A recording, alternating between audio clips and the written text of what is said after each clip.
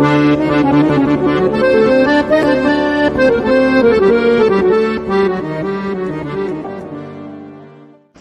saya ngambil keputusan, ini aja deh Mbak kalau mau ke Jeddah, silahkan ke Jeddah, saya bilang gitu. Saya insya Allah tetap bertahan di haram.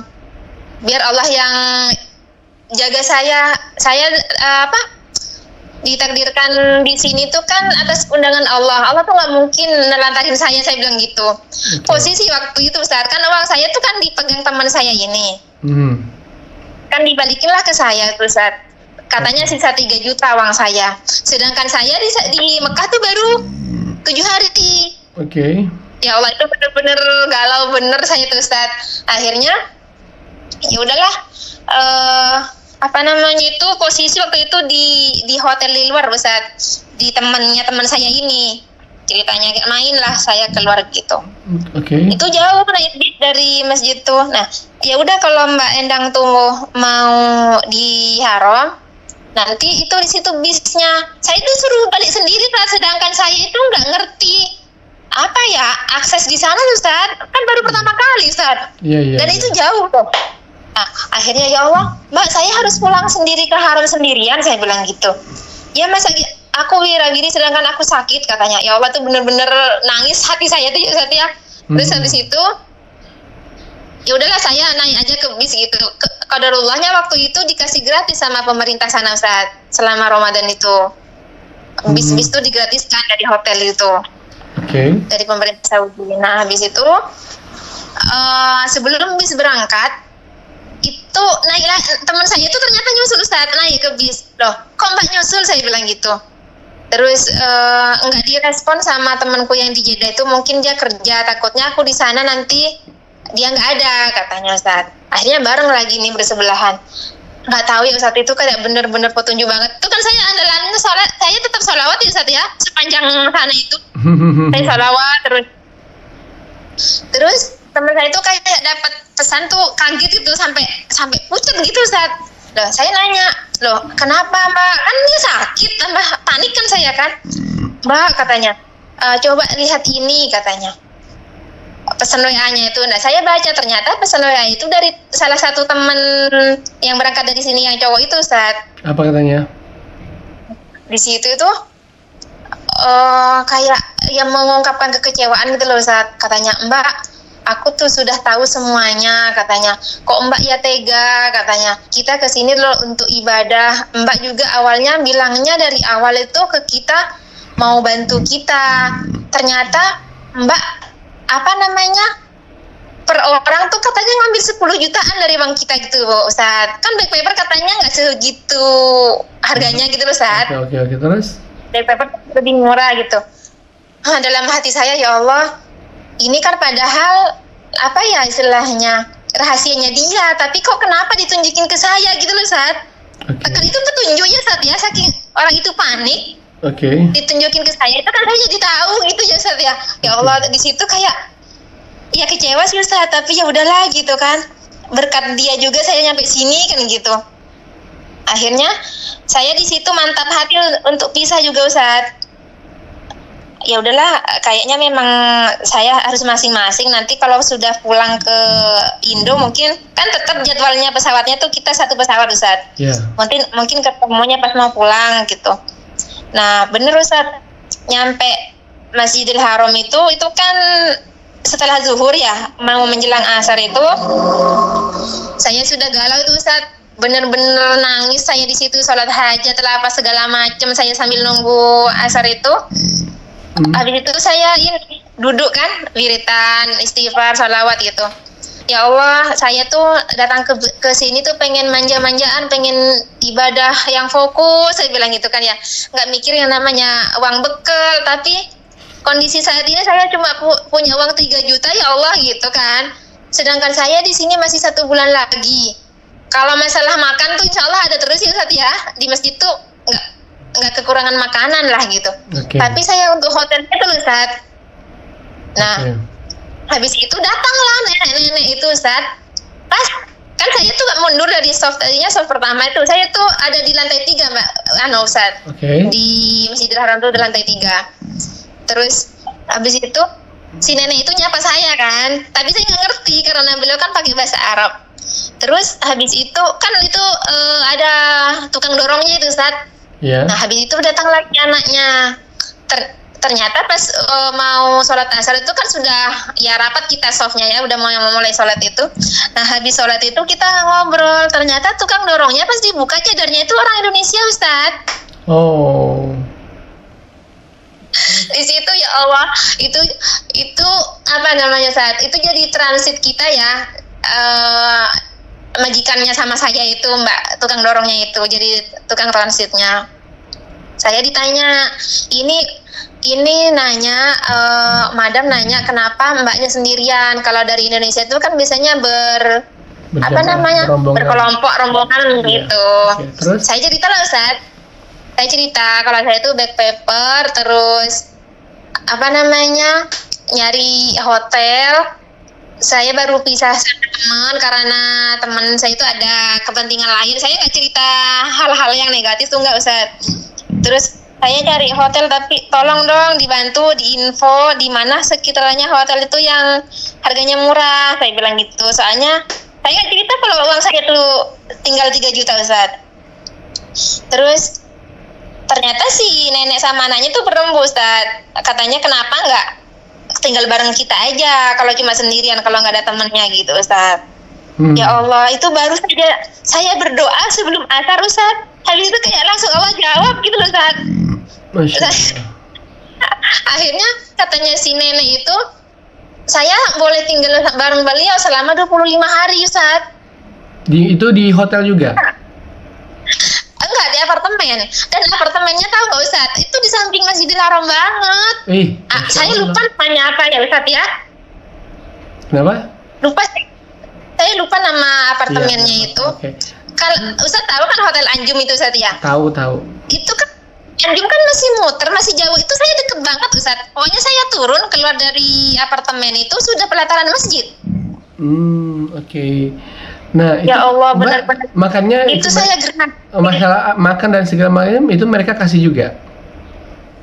Ya kan saya bilang gini ke tukang dorongnya itu, Mbak, saya sudah dikasih tumpangan tempat tinggal aja, saya sudah senang banget. Tapi saya nggak mau tidur di sana, saya bilang gitu. Saya cuma mau naruh koper, sama mungkin sesekali ke sana saya itu ganti baju atau mandi, saya bilang gitu. Habis itu saya mau tinggal di masjid aja, kan di masjid bisa tidur sejenak, nanti bangun sholat gitu ya, saya yang ngaji gitu saat. Iya. Saya nggak mau istilahnya menyanyiakan kesempatan ini. Saya baru pertama kali ke sini, saya pengen banyak ibadah, saya bilang gitu. Ternyata pas disampaikan ke nenek itu, si nenek itu menolak Ustadz. Apa katanya? Katanya Mbak ini musafir dari Indonesia jauh, nenek ini nggak mau kehilangan kesempatan untuk menjamu gitu Ustadz. Jadi saya dipaksa harus sahur di sana gitu loh Ustadz. Oke. Dan saya, Masya Allah lenyala gitu ya Ustadz ya. Saya pas udah diajak ke apartemen tuh, saya makan sahurnya tuh diajak ke restoran di luar, bener-bener mewah luar biasa Ustadz. Sampai ya Allah, di sana tuh saya nangis terus saking dari bahagianya gitu ya Ustadz ya. Saya sudah dikasih tumpangan 25 hari, terus saya tuh diajak makannya tuh di restoran bener-bener mewah, diratukan bener dah saya Ustadz, nggak bisa ngomong sampai saya nangis terus di sana Ustadz. Itu maksudnya uang 3 juta itu semua dengan ongkos pesawat itu semua emang cukup 3 juta semua? Kan saya bawa bekal ini Ustadz 40 juta, 32 juta itu katanya teman saya itu kan uang tiket sama visa. Oh, sudah dibeli. Terus 8 juta itu sudah dibelikan. Ya, 8 juta itu pegangan saya. Nah, itu yang hari ke-7 tuh uang saya katanya teman saya itu tinggal 3 juta itu dikasihkan ke saya gitu. Okay. Tapi di hari ke-7 itu kan kita harus pisah. Saya masih 1 bulan lagi tuh pegang uang 3 juta itu, Ustaz. Tapi ya itu yang pas saya galau, berdoa, nangis sama Allah itu, Ustaz, kan saya belum asar ya. Yang saya bilang saya pengen ke sini, pengen fokus ibadah, nggak mikirin uang lah gitu Ustaz, nggak mikirin tempat tinggal itu ternyata habis asar langsung Allah kasih lo tempat tinggal gratis di apartemen lagi Ustaz. Oke. Nah setelah selesai 25 hari Mbak, gimana cara ke bandaranya pulang? Emang tahu jalannya? Nah itu saya kan hari ke-10 itu udah 10 hari di Mekah itu kan kita masih komunikasi, kan saya nggak ada masalah sama teman-teman Ustaz ya. Kita masih komunikasi, ya nanya-nanya tinggal di mana, terus nah hari ke-10 itu mau ke Madinah ceritanya teman yang dua ini. Oke.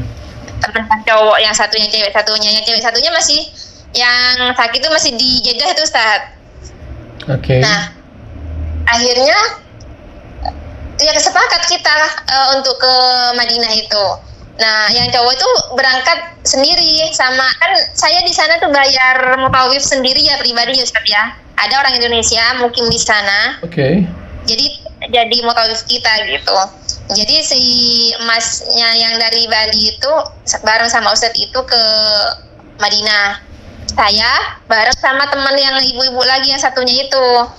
Itu Ustaz ya Allah itu benar-benar dikasih kemudahan terus.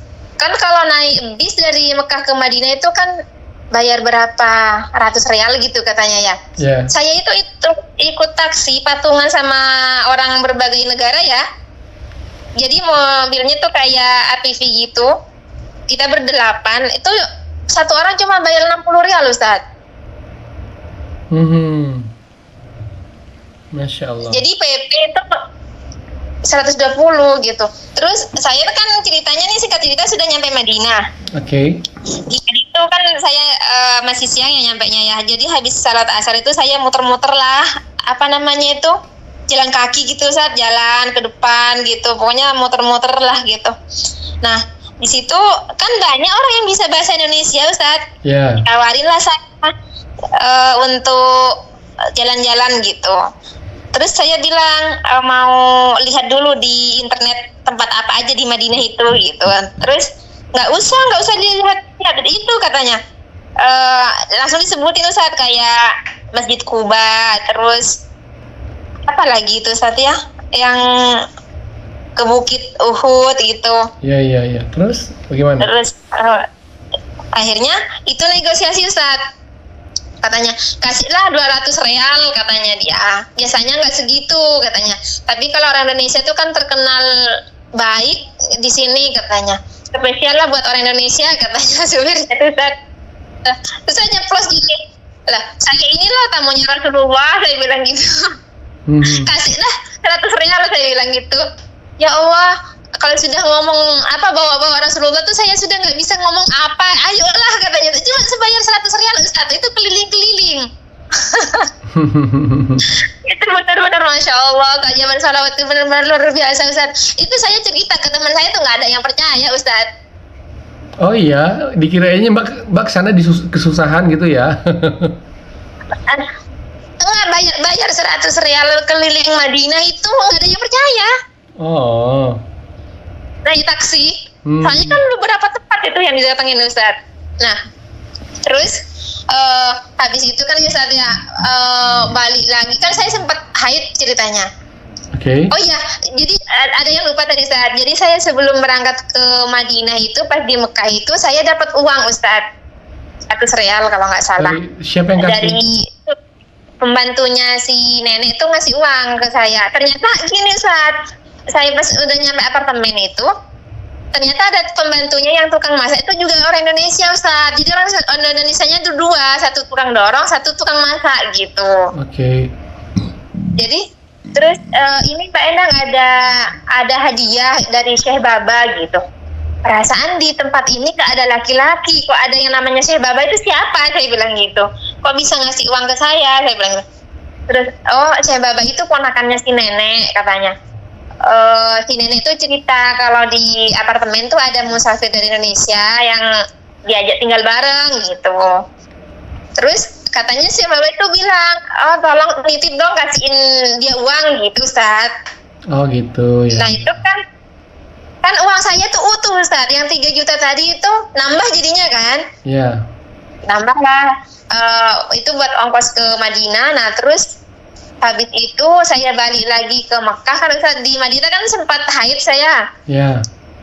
ya udahlah nggak bisa ibadah, saya mau pulang aja ke Mekah lagi, saya bilang gitu ke teman saya, mau pulang duluan, saya bilang gitu. Nah pas nyampe Mekah itu ini kan saya nggak sholat tuh saat, ya udahlah saya keliling-keliling aja itu di sekitar Masjidil Haram itu.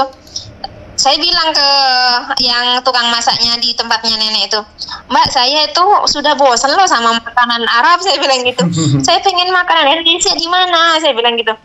Oh itu Mbak enak di Bin Daud di lantai 4 tuh ada masakan Nusantara gitu saat.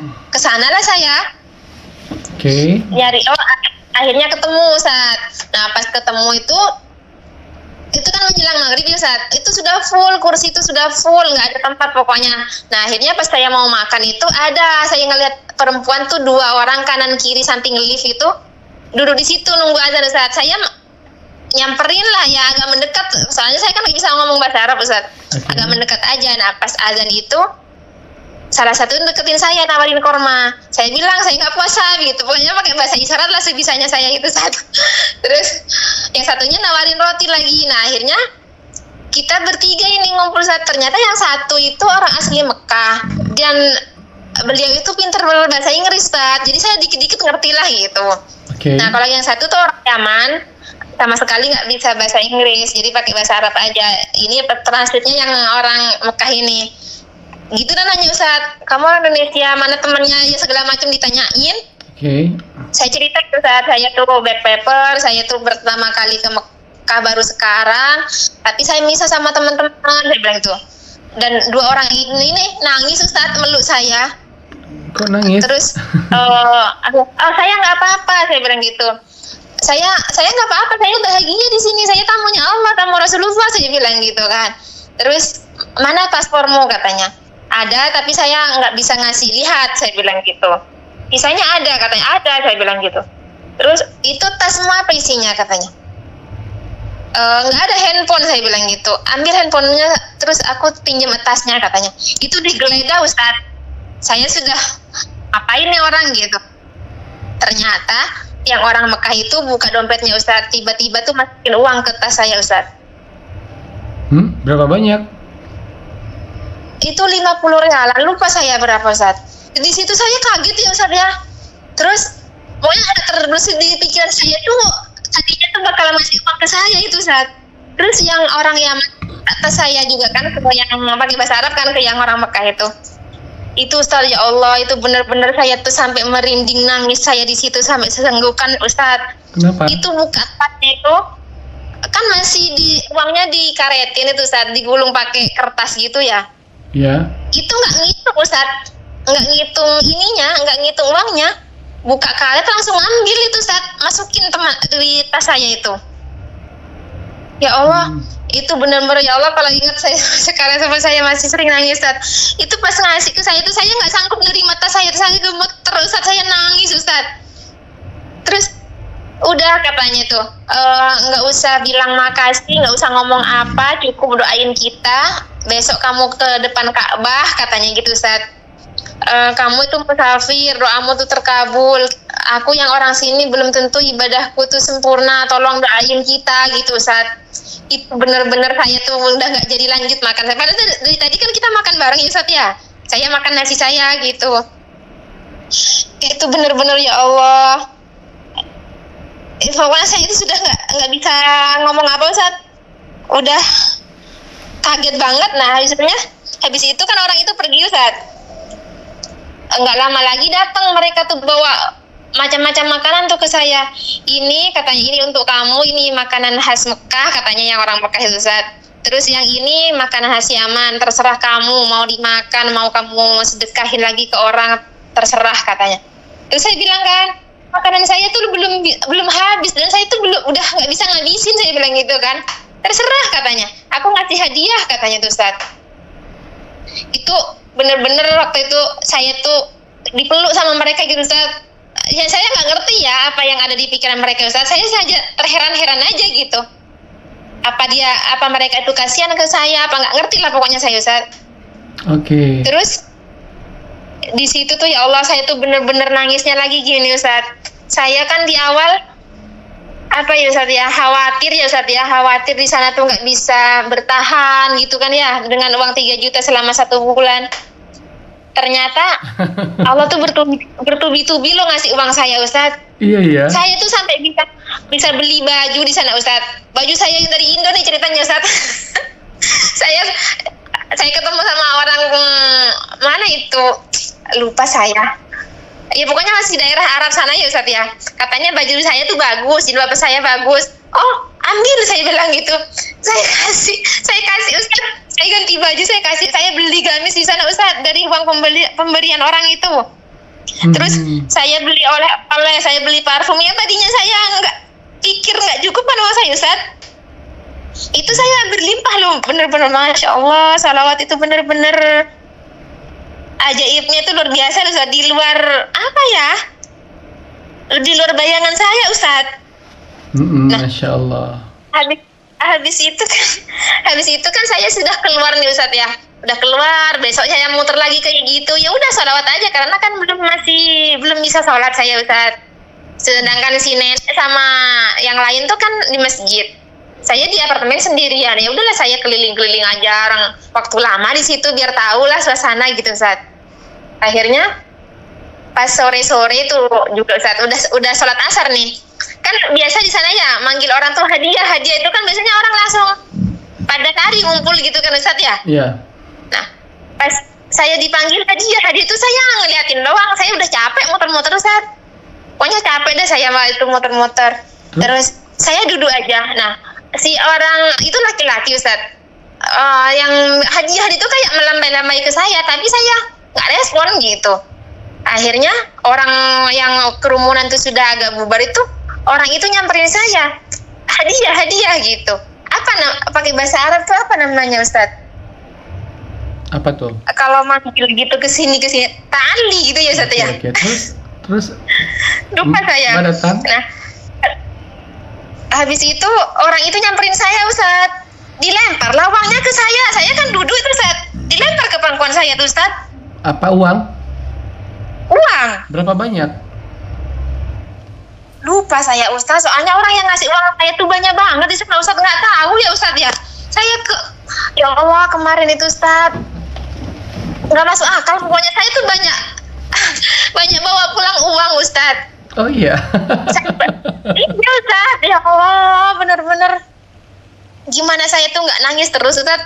Nangisnya saya tuh gini Ustaz, apa ya, ternyata yang saya khawatirkan itu kecil bagi Allah gitu loh Ustaz. Yang sampai saya mikir nanti tinggal di mana, uang saya tinggal 3 juta, saya sedangkan masih 1 bulan lagi. Waktu itu kan harga hotel per malam itu naik drastis Ustaz, karena kan pas itu kan Ramadan pertama setelah pandemi ya Ustaz ya. Iya. Katanya orang sana, yang orang Indonesia yang tinggal di sana itu kan saya sempat beberapa ketemu orang yang mukim di sana saat ngobrol-ngobrol gitu. Hotel ini biasanya kalau di harga rupiah itu 400.000, 500.000 semalam. Tapi sejak Ramadan ini jadi 1.200.000 gitu. Jadi 3 kali lipat itu loh Ustaz. Oke, disingkatin aja Mbak ceritanya biar durasinya nggak terlalu panjang. Oh iya maaf. Nah, ya udah habis itu kan ya Ustaz ya. Akhirnya saya balik Indo itu uang saya nambah ya Ustaz ya. Yang 3 juta itu uang saya lebih lah gitu. Akhirnya kan ketemu lagi sama teman-teman, balik Indo. Habis itu di pesawat lagi Ustaz, itu gak masuk akal lagi Ustaz. Kan ada batas apa namanya itu, bagasi sama kabin itu ya Ustaz ya. Iya. Itu saya lolos semua Ustaz. Dan itu lebihnya banyak dari target itu Ustaz. Lebih dari yang di bagasi itu lebihnya belasan kilo, yang di kabin itu sekitar 5-7 kilo lebihnya. Itu lolos semua Ustaz, saya tanpa bayar. Nah, habis itu kan udahlah ya, itu termasuk cita-cita yang saya besar gitu Ustaz. Nah, selain itu kan ini lagi Ustaz, saya doain lagi cita-cita saya yang lain di sana kan, pas di depan Ka'bah, di beberapa tempat gitu Ustaz. Saya pengen anak saya itu sekolahnya di swasta, sekolah muslim di Bali gitu Ustaz. Karena kan anak saya yang kecil tuh kan saya titip di kampung. Dan itu pulang dari Mekah itu langsung Ustaz. Jadi posisi kan saya uang habis uang yang inilah ya Ustaz ya, uang Indonya. Kalau uang realnya tuh kan memang saya azamkan saya nggak tuker rupiah, terus saya nggak beli, sisanya itu saya berazam, ya Allah satu saat uang ini saya bawa lagi ke sini untuk bekal datang lagi ke sini gitu Ustaz. Jadi sampai sekarang saya simpan tuh uangnya. Terus nyampe Bali itu anak saya kan udah mulai masuk SMP nih ceritanya, negeri kan di kampung. Oke. Itu di situ anak saya kena bully Ustaz. Bully kenapa? Dibully teman-teman kakak kelasnya gitu. Akhirnya itulah kesempatan saya narik anak saya ke Bali. Sebelumnya kan orang tua saya berat Ustaz untuk ngelepas anak saya, karena kan dari kecil orang tua saya yang ngerawat gitu Ustaz. Akhirnya dari kejadian itu ya udah orang tua saya tuh ngikhlasin itu loh ikut saya ke Bali Ustaz. Nah cuma masalahnya waktu itu kan uangnya nggak ada. Saya bilang lah anak saya kan yang pertama itu kan kerja, posisi di tempat kerja. Saya bilang nanti pulang awal ibu mau ngomong. Nah akhirnya saya cerita dan Ustaz, adik tuh di kampung lagi ada masalah di sekolah, kena bully, dan ibu tuh pengen ngajak adik itu sekolah di Bali, tapi ibu nggak mau di negeri, pengennya di swasta. Nah sedangkan swasta di Bali tuh mahal Ustaz. SPP-nya aja anak saya itu 1 jutaan lah Ustaz. Nah itu saya bilang ke anak saya, tapi ibu karena belum siap uangnya, nganggur dulu setahun, tahun berikutnya baru adik sekolah, saya bilang gitu. Oh nggak usah Bu, nggak usah nganggur-nganggur, nanti biar saya bantu, katanya anak saya Ustaz. Itu ya Allah Ustaz, bener-bener lagi Ustaz. Itu dari semuanya pendaftaran saya kurang tahu ya Ustaz ya berapa ya, katanya orang sih kurang lebih 10 jutaan, ada sampai belasan juta katanya Ustaz ya. Pokoknya ada 5 jutaan ke atas lah gitu. Nah karena ini kan yang ngurus anak saya, kayak ngasih hadiah ke saya itu Ustaz. Saya tuh nggak nanya berapa ya Ustaz ya, kurang tahu saya. Jadi sampai sekarang itu biaya anak saya itu ditanggung sama kakaknya Ustaz. Tadi kakaknya kerja apa? Kakaknya kerja ikut orang Australia. Di mana, di Bali sih juga? Iya di Bali. Di testimoni dulu kan saya cerita kalau anak saya itu sempet daftar polisi tuh Ustaz, tapi gugur. Padahal itu salat saya tuh kenceng Ustaz waktu itu. Tapi kan Allah punya rencana lain Ustaz. Anak saya tuh gugur di situ kan. Akhirnya sama saya di sini. Pas di sini itu ketemu bos ini Ustaz. Dan sekarang itu pun Allah tuh kasih, Masya Allah ngasih kemudahan. Mungkin ini ya Ustaz ya, caranya Allah tuh, saya sholawat tuh nggak melulu harus ke saya, mungkin lewat anak saya juga gitu rezekinya. Jadi anak saya itu di situ kurang lebih 3 bulan langsung diangkat asisten manajer Ustaz. Nah kalau ikut orang kan beda ya ininya Ustaz, itu gajinya itu beda gitu. Tapi saya untuk pastinya nominal berapa tuh saya kurang tahu. Cuma saya kalau ngelihat kondisi keuangan anak saya itu sudah alhamdulillah udah bisa mencukupi, udah lebih lah untuk nafkahi dirinya sendiri, adiknya gitu Ustaz. Jadi saya ringan masalah itu sekarang Ustaz. Nah, apalagi selain dari adik anaknya udah dibiayai sekolah sama kakaknya, ya ada lagi kisah yang lain? Banyak sebetulnya Ustadz ya, cuma ya itu aja deh dulu Ustadz. Itu aja dulu. Gimana ya Ustadz? Maksudnya gini, saya tuh kan dulu sholawatin anak saya itu bukan kerjaan yang ini ya Ustadz ya. Tapi itulah keajaiban sholawat itu. Kan kita manusia kan cuma prasangka aja, kalau jadi polisi mungkin nasibnya akan lebih bagus gitu. Nasibnya ternyata iya bagus, tapi ternyata Allah enggak gugurkan anak saya di situ, ternyata punya jalan lain yang lebih lagi ininya gitu Ustaz. Oke, Masya Allah. Oke, kalau gitu terima kasih Mbak Kak sudah mau bercerita di sini. Ya maaf ya Ustaz, kalau saya tuh bahasanya itu nggak kayak orang-orang kurang tertata Ustaz. Jadi kayak Ya nggak apa-apa, yang penting kan bisa dipahami, mengerti jalan ceritanya seperti apa. Iya Ustaz. Oke. Itu aja dah dulu Ustaz. Banyak banget sih kalau di situ untuk keajaibannya Ustaz. Iya kan bisa lain kali kalau ada waktu lagi. Oke. Ya, makasih banyak ya Ustaz ya. Ya, kita pamit dulu Mbak ya. Assalamualaikum warahmatullahi wabarakatuh. Waalaikumsalam warahmatullahi wabarakatuh. Oke, itulah tadi kisah testimoni keajaiban salawat yang disampaikan oleh Mbak Endang ya. Mbak ini kali kedua beliau bertestimoni. Wah, panjang banget ya, setengah jam lebih. Saya juga dengar ceritanya sampai aduh gimana saya mau lagi bergerak saya susah. Tapi ya, poinnya adalah dikala kita merasa bahwa kita bakal kesusahan, kalau Allah bersama kita tidak ada yang perlu dikhawatirkan. Allah selalu bersama kita, bersama orang-orang yang selalu bertakwa dan ahli salawat. Maka mari kita memperbanyak salawat agar kehidupan kita senantiasa dimudahkan oleh Allah SWT.